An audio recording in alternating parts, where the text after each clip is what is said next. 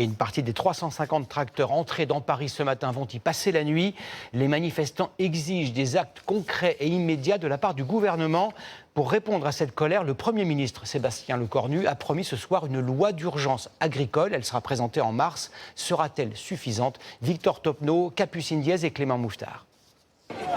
Les agriculteurs, toujours présents ce soir devant l'Assemblée nationale, après une énième journée de mobilisation. Peu avant 17h. Prenez tous vos téléphones, le Premier ministre vient de tweeter. Après avoir été reçu à Matignon, Sébastien Lecornu fait des annonces.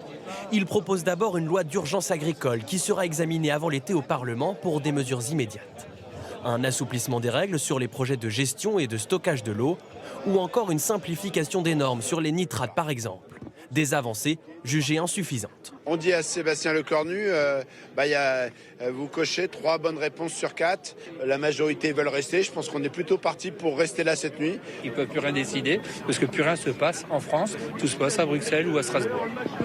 Toute la journée, plus de 350 tracteurs ont stationné devant l'Assemblée nationale. Opération de sensibilisation. 30 tonnes de pommes de terre déversées devant le Palais Bourbon. Voilà ce que les paysans français offrent aux Parisiens.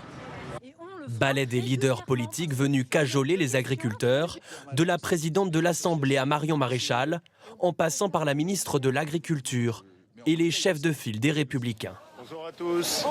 Bonjour. À 700 km de là, près de Toulouse, brèves échauffourées entre forces de l'ordre et agriculteurs.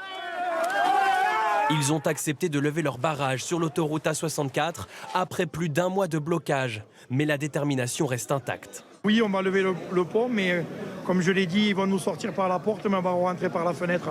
Ou quand, je ne sais pas. Mais un truc qui est sûr, c'est que la lutte ne va pas s'arrêter là. Les agriculteurs prévoient désormais de rejoindre Strasbourg le 20 janvier prochain pour mettre la pression sur les députés européens.